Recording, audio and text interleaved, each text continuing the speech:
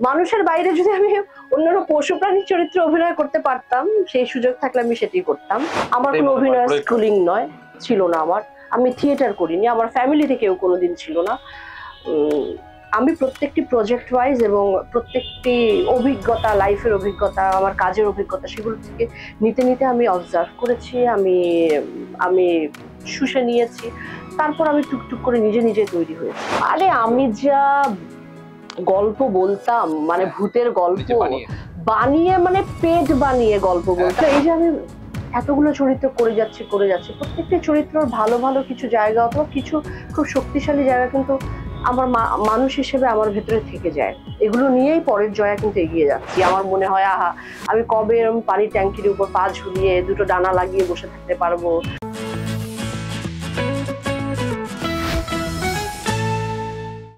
নমস্কার, আডিশনে আপনাদের স্বাগত। আপনার সঙ্গে আমি দেবপ্রিয়। এই মুহূর্তে আমার সঙ্গে এমন একজন মানুষ রয়েছেন যিনি অনেকদিন আগে বাংলার মন জয় করেছিলেন, আজকাল তো বলিউডেরও মন জয় করে ফেলেছেন, জয়া আহসান। কি ইন্ট্রো দিলে! Thank you. তো এই লোকে বলে যে বলিউড ফেরত অনেক কিছু নাকি বদলে যায়, আদৌ কি বদলে যায় বা কতটা বদলেছে? আরে বলিউড কেন বলছে অন্য একটি ভাষার ছবি। হ্যাঁ, হিন্দি ভাষায় একটি কাজ করলাম, এটা তো সেই অর্থে সেই বলিউড ফিল্ম মেইন স্ট্রিমের মতো নয়, মানে টনিদার তো সেইভাবে বিশ্বাসই করেন না। হ্যাঁ, সেটা বলতে ন্যাশনাল প্ল্যাটফর্মের একটি কাজ, সেটা অনেক কিছুটা বদলেছে। হ্যাঁ, মানে কিছু কিছু মানুষের মানে হচ্ছিল, হ্যাঁ, যারা আমার কাজ আগে দেখেননি তারা দেখতে পাচ্ছে, অন্য ভাষার লোকেরা কাজটা দেখতে পাচ্ছে না, এটি সবচেয়ে বড় বিষয়। আর ভাষা, মানে বাংলা ভাষা নিয়ে এমনি বাংলাদেশের মানে ওপার বাংলার মানুষদের একটা আলাদা মর্যাদা সবসময় থাকে, মানে এটা নিয়ে কোনো সন্দেহ নেই। এবং তোমারও কিন্তু একটা ভাষার প্রতি একটা আলাদা ভালোবাসা, আলাদা টান সবসময় রয়েছে বাংলা ভাষা নিয়ে। তো এটা একটা অন্য ভাষা অবভিয়াসলি। তো এই জায়গা থেকে এটা জানতে চাইবো যে তোমার কাছে ভাষা এটা কতটা ইম্পর্টেন্ট, মানে মাতৃভাষা হোক বা যে কোনো ভাষা বা ল্যাঙ্গুয়েজ, মানে কতটা?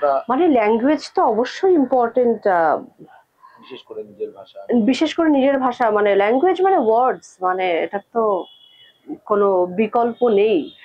তবে হ্যাঁ, মানে মাতৃভাষায়, নিজের ভাষায় মনের ভাব প্রকাশ করা, সে আর্ট ফর্মে সেটা কাজে লাগানো এবং সেই ভাষাতেই কাজ করা, সেটার আনন্দ একেবারেই অন্যরকম। তবে একজন অ্যাক্টরের আরো বড় চ্যালেঞ্জ হচ্ছে নিজের কমফোর্ট জোন থেকে বেরিয়ে অন্য একটি জায়গায় গিয়ে কাজ করা। সেটি তো আরো, মানে এটা একজন আর্টিস্ট সবসময় চান। তো এই ছবিটি দিয়ে যেটি বলছিলে যে মানে হিন্দি প্রজেক্টটা দিয়ে, সেটি আমার অ্যাটলিস্ট সেটুকু হয়েছে। আমি সবচেয়ে আনন্দ হয়েছে যে কমফোর্ট জোনের বাইরে গিয়ে আরেকটি ভাষায় একটি কঠিন চরিত্র আমি করবার সুযোগ পেয়েছি। সেটি একটি আমার মনে হয় ভীষণ, মানে আমার জন্য খুব ভালো হয়েছে। এবারে কাড়া থেকে একবারে মিষ্টি ভূতের জায়গা, মানে এটা বেশ ভালো, মানে মিষ্টি পড়ি এবং অদ্ভুত বলে ভূত পড়ি। আমরা অ্যাকচুয়ালি আমরা বলতে পারি এটা অক্সিমোরন, মানে দুটো আলাদা একেবারে বিপরীতে কিন্তু রয়েছে। তো তোমার ক্ষেত্রে এই ভূত পড়ি বিষয়টা, মানে যখন তোমার কাছে প্রথম এলো, মানে ইন্টারেস্টিং ব্যাপার কোনটা লেগেছিল? যে এই ব্যাপারটা, এই যে প্লটটি তো ভীষণ, এবং এটা ভূতের চরিত্র অভিনয় করব আমি তো অনেকদিন ধরে। হ্যাঁ, মানে না মিষ্টি কেন, মানে আমি ওরকম ভূত হলেও আমার কোনো অসুবিধা নেই। মানে মানুষের বাইরে যদি আমি অন্যান্য পশু প্রাণীর চরিত্রে অভিনয় করতে পারতাম, সেই সুযোগ থাকলে আমি সেটাই করতাম। মানে তোমার হরর, মানে একদম ভয় খাওয়ানো ভূতের চরিত্র করতে তোমার অসুবিধা, কিন্তু মুশকিল হচ্ছে জয়াকে তো মানে ভয় পেতে চাইবে না। কি বলছে? না, তুমি আমার দেবী ছবিটি দেখেছো বাংলা? তো ওখানে তো ওটা দেখবার পর সবাই আমাকে, লোকে ভয় পেত আমার সঙ্গে একা ঘরে থাকতে। ওখানে মানুষের চরিত্র অভিনয় করেছি। হ্যাঁ, আমার সঙ্গে অনেকেই বলতো না তুমি কেমন যেন, কি যেন, তুমি এমন করে কেন তাকাচ্ছ। মানে এখন আমি এটা আমার বলে, কিন্তু তুমি এভাবে কেন তাকাচ্ছ, তোমার তাকানোটা যেন কেমন লাগছে, তুমি দেবীর মতো লাগছে, তুমি, মানে অনেকে কিন্তু এটা বলে এখনো। তো তখন এটা হয়েছিল, এটা বোধহয় সবচেয়ে বড় কমপ্লিমেন্ট অ্যাকচুয়ালি। আমি ভয় পাচ্ছে রীতিমতো। আমি বললাম কোথায়, আমি তো এমনি তাকিয়ে আছি। না, তুমি কেমন করে তাকাচ্ছ, তুমি যদি কিছু একটা করে দেবে, ভয় পাচ্ছে রীতিমতো। তো সেটা খুব এনজয় করতাম, মজা লেগেছে আমার কাছে। আর এবারের ভূত এর ভেতরেও আছে, বেশ কিছু থ্রিলিং জায়গাও রয়েছে। তবে হ্যাঁ, সুন্দর একটি ভূত, একটি মহিলা ভূত, অনেক গয়নাগাটি, মানে লাল শাড়ি পরে ঘুরে বেড়াচ্ছে। আর ইমেজের জায়গা থেকে এটি দেখতে খুব ভালো। আমার মনে হয় সিনেমা হলে এই ভূতটিকে দেখতে মন্দ লাগবে না সকলের। তো সবাইকে বলছি ভূত দেখবার জন্য একবার যেতেই পারেন হলে। ভূত এবং জয়াকে দেখবার জন্য অবশ্যই। আর জয়া, যা বলছি যেটা বলছিলে যে ওই মানে ভয়ের কথা বলছিলে, তো জয়াকে আমি কখনো তো ওরকম ভাবে দেখিনি মানে ভয় বা রেগে যেতে। তো জয়া কোন ক্ষেত্রে বা কি সময় বা কি সিচুয়েশনে ওরকম, মানে আমি বলছি না দেবীর মতন, কিন্তু তোমাকে যেটা একদম অফ করে দেয়, এরকম কোন ক্ষেত্রে হয় মানে সাধারণত যে তুমি অতটাই হয়ে যাও? মানে কারণ আমরা আমি খুব ডেসপারেট হয়ে যাই, বা আমার আমি এমন একটি মানুষ, আমার ইমোশনাল ভালো লাগা মন্দ লাগার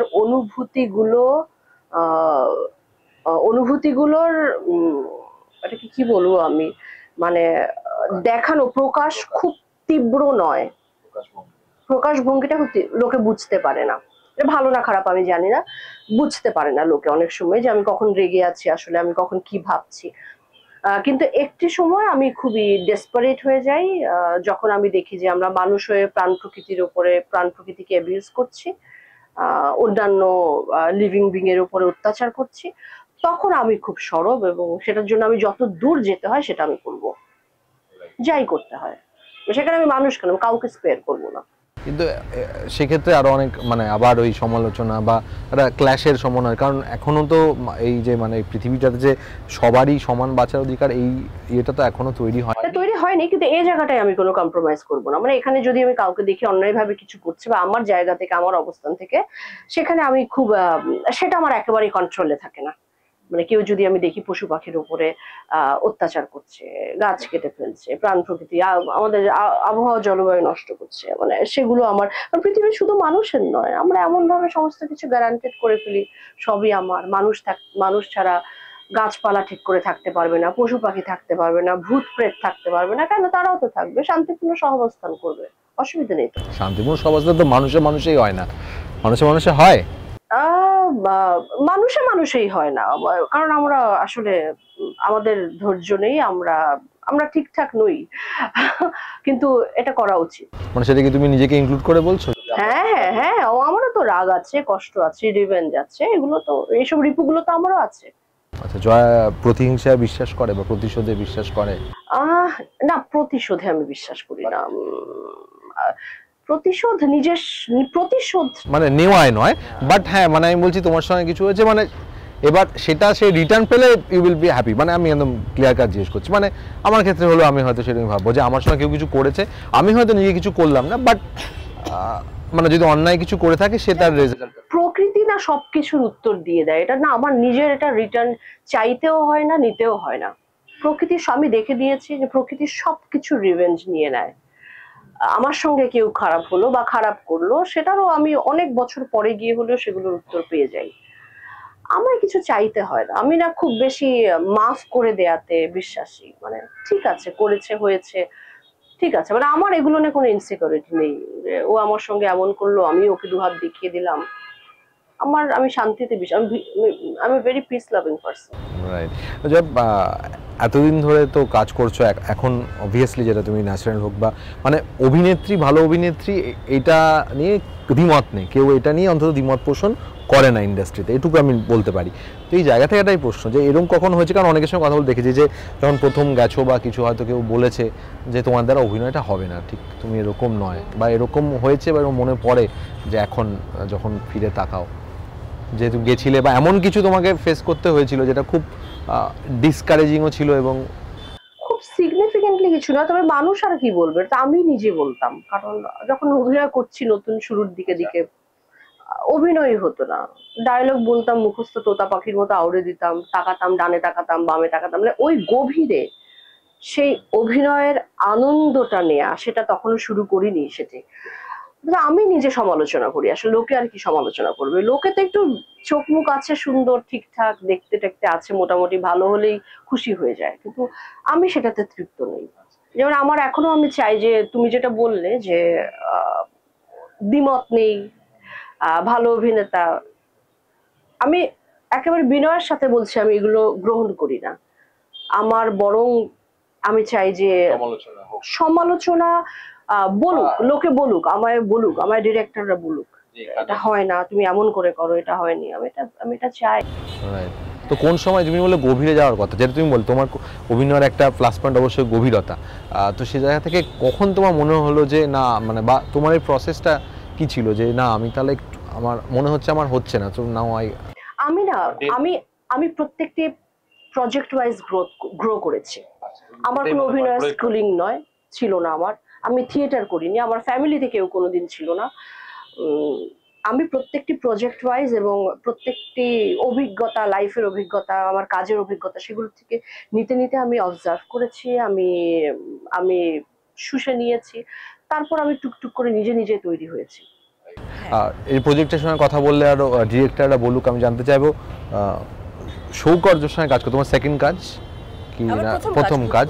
হ্যাঁ, কিন্তু আরেকটা কাজও তো হচ্ছে, হ্যাঁ তারপরে যেটা ওসিডি, আচ্ছা প্রথম কাজ এটা। তো ওর থেকে মানে কি মানে ইনপুট যদি বলি, মানে যেটা তোমাকে খুব সমৃদ্ধ করেছে ডিরেক্টর? ওর সাথে কাজ করলে আমার মনে হয় প্রত্যেকটি আর্টিস্ট তারা যদি বুদ্ধিমান হয় ও সৌকর্যের কথা শুনলে সেটি খুব অ্যাড অন করে, চরিত্রের জন্য ভীষণ অ্যাড অন করে। এবং আমি সৌকর্য কিছু কিছু মানে আমি সবসময় ডিরেক্টরদেরকে বলি বলো কেমন করে করব, কি করব, কি চেঞ্জ করব। তো সৌকর্যকেও আমি সেটি বলি এবং সৌকর্য নিজেও সেটি করান। এবং ওর সঙ্গে আমি কাজ করতে গিয়ে, ভূতপুরি প্রথম কাজ করেছি, কাজ করতে গিয়ে আমি বুঝতে পেরেছি যে আমাদের অ্যাক্টিং এর জায়গাটার বোঝাপড়াটা, ও আমাকে যেসব জিনিসগুলো বলছে, টিপস গুলো দিচ্ছে, বা এটা এরকম করে না, আপনি এই জায়গাটা এরকম করে বলবেন, তো আমি সেটা নিয়ে নতুন একটি কিছু হয়তো একটা দাঁড়ালো, সেটা খুব ইন্টারেস্টিং, মানে আমি কনভিন্স সেটা নিয়ে। রাইট। এইখানে থেকে জানতে চাইবো যে তোমার আরেকটা ছবি বেরোচ্ছে, সেটা ট্রেলারও আমরা দেখেছি, তো পেয়ারা সুবাস, তো আমার ভালো লেগেছে। কিন্তু আমার যেটা ইন্টারেস্টিং লেগেছে যে দুটো ট্রেলার একদম দুটো মেরুর আর কি।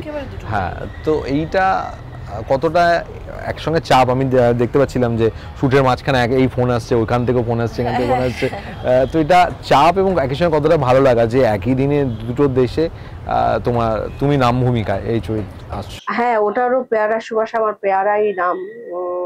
ওই ছবিটি হচ্ছে বডি অর্ডার, খুব ইম্পর্টেন্ট একটি সাবজেক্ট ওই ছবিতে, এবং খুব ম্যাচিওর একটি সাবজেক্ট নিয়ে ডিল করেছে।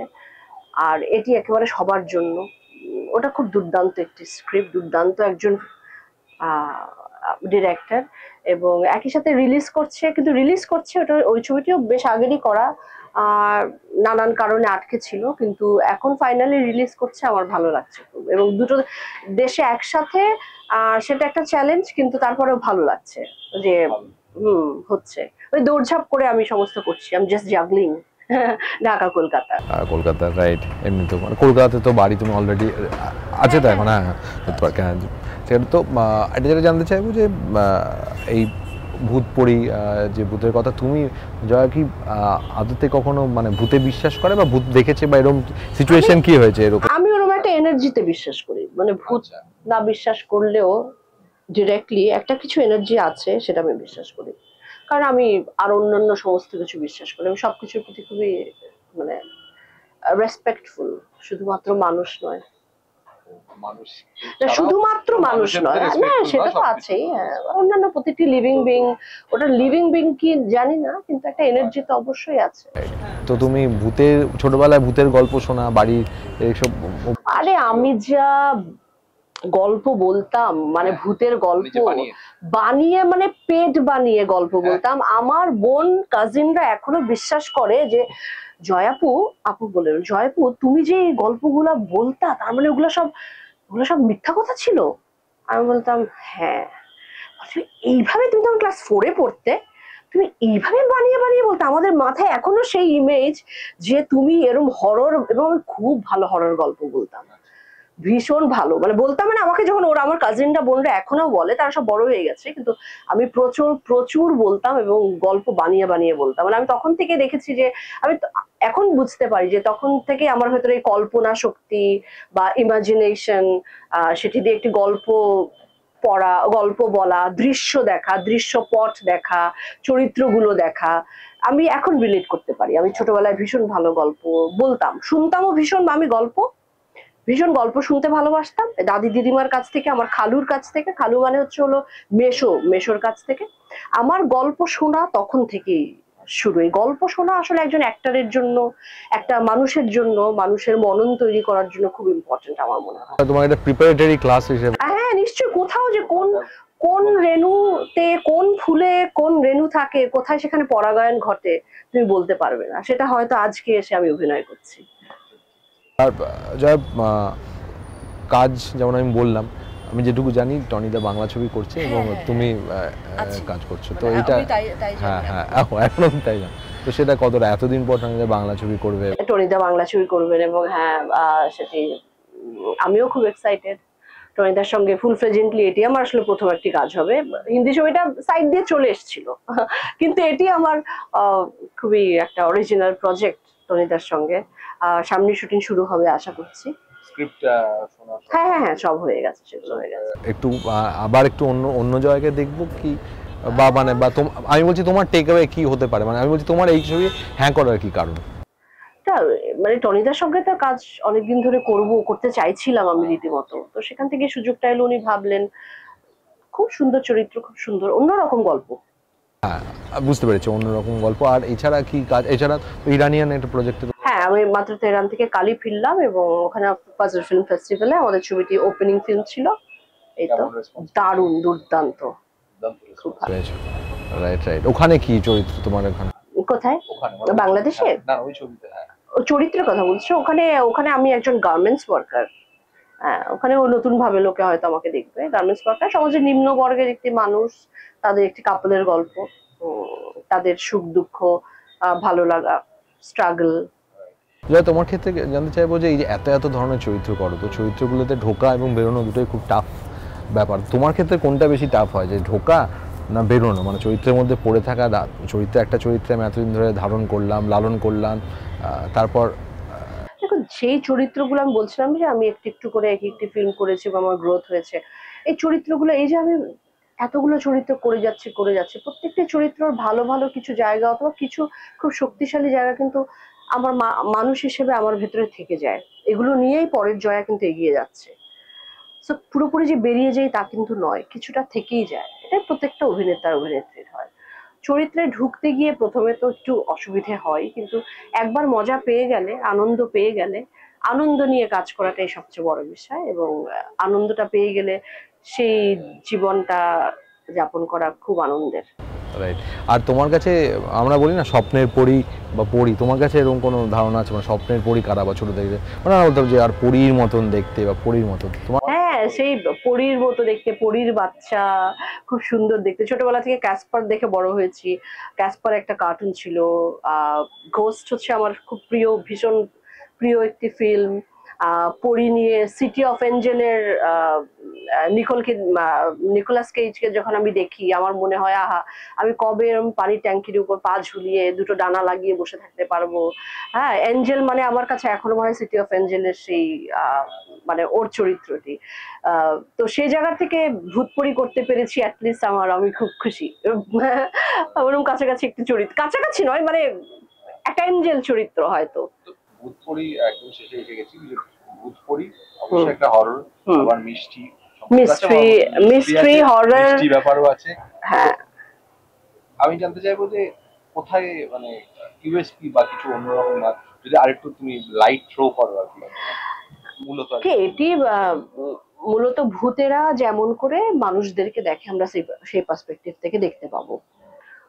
মানুষের নানান রকম ক্রাইসিস, মানুষ আসলে কেমন, মানুষের আসল মুখোশের নিচে যেই চেহারাটা থাকে, সেই চেহারাটা আমরা থ্রু ভূতের চোখ দিয়ে আমরা সেটা দেখতে পাবো। আমরা দেখতে পাবো ভূতের সঙ্গে একটি বাচ্চা শিশুর কানেক্টিভিটি, সেটি দেখতে পাবো। এবং একই সঙ্গে একটি গল্প দেখতে পাবো, নারীর গল্প দেখতে পাবো। সবকিছু মিলে আমার মনে হয় যে এটার ভেতর যথেষ্ট বিষয় রয়েছে যেগুলো আসলে ছবি হিসেবে দেখতে বড় পর্দায় ভীষণ ভালো লাগবে। জয়া কি মুখোশের পিছনে থাকা চরিত্র দেখতে পায় এমনিতে, না ভূত ভূত না হলে দেখা যায় না? না না, সেটি তো দেখাই আমার কাজ। মানে দেখো, কাজ নয় মানে একজন অভিনেতার কাজ কি বলো, তুমি যা দেখছো আমায় তোমার মতো করে কিন্তু আমি ঠিক দেখি না, আমরা কিন্তু অবজারভার। তো আমরা কিন্তু যখনই মানুষ দেখছি বা কিছু, আমাদের তো মানুষের সাইকোলজি নিয়ে কাজ করা। হ্যাঁ, মানে যত যাই বলো, মানে সাইকোলজিটা বুঝতেই হয় প্রতিটি চরিত্রের, প্রতিটি মানুষের। তারপর না আমরা মাথার ভেতরে চরিত্রগুলো বসাই। তো একটু একটু প্রথম থেকে আসলে সেই দেখবার চেষ্টা করি যে ভেতরটা কি, আসলে মানে মনটা দেখবার চেষ্টা করি, মুখটা দেখি না। আর মুখোশটা পড়তে পারো? মুখোশ আগে যেমন পড়তে পারতো, এখন কিছু বেটার মানুষে মানে মুখোশধারী মানুষদের বেশি চিনতে পারে, সুবিধা হয়ে গেছে এখন। আমার মুখোশধারী মানুষ দেখো, আমি মানুষকেও খুব ছোট করে বলতে চাই না, মুখোশধারী সবাই নয়। সবাই তো একটি একটি মাস্ক পরে তো আমরা সবাই থাকি। অরিজিনাল সেলফটা, আমরা ট্রুথ সেলফটা কজন দেখতে পাই, কজনের সেটা দেখা সম্ভব নয়। সমাজের ভেতর থেকে সেটা দেখা সম্ভব নয়। সেটা নিজেরটা নিজে ডিসকভার করতে হয় যে আমার ট্রুথ সেলফটা কোথায়। বারবার সেখানে ফিরে যেতে হয়, ফিরে যাওয়া উচিত একজন অ্যাক্টরের। আমি চেষ্টা করি আমি আমার ট্রুথ সেলফের সঙ্গে, তবে অভিনয় করতে করতে, নানান চরিত্র করতে করতে এক ধরনের ক্রাইসিস আমাদের হয় অভিনেতাদের, যে আসলে আমার ট্রুথ সেলফটা কোথায়, কি, সেটাও মাঝে মধ্যে ভুলে যাই। একেবারেই স্বাভাবিকভাবে এই অভিনয়ের জার্নিটাই একই সঙ্গে যেমন ইন্টারেস্টিং থাকে, চ্যালেঞ্জিং, এবং কোথাও রক্তাক্তও করে তোলে হয়তো কিছু। নিশ্চয়ই, হ্যাঁ, ভীষণ ভীষণ রক্তক্ষরণ তো হয়। একেবারে, তবে আরো হয়তো অভিনয় আরো বেরিয়ে আসে। অনেক অনেক শুভেচ্ছা ভূতপরি, এবং অবশ্যই আরো নতুন ছবি, আগামী দিনের ছবি, সব কিছুর জন্য অনেক অনেক শুভেচ্ছা রইলো। এবং আশা করব কলকাতাতে আরো কিছু কাজ আগামী দিনে পাবো, এবং যাতায়াতটা আরো একটু বাড়বে। অনেক অনেক ধন্যবাদ।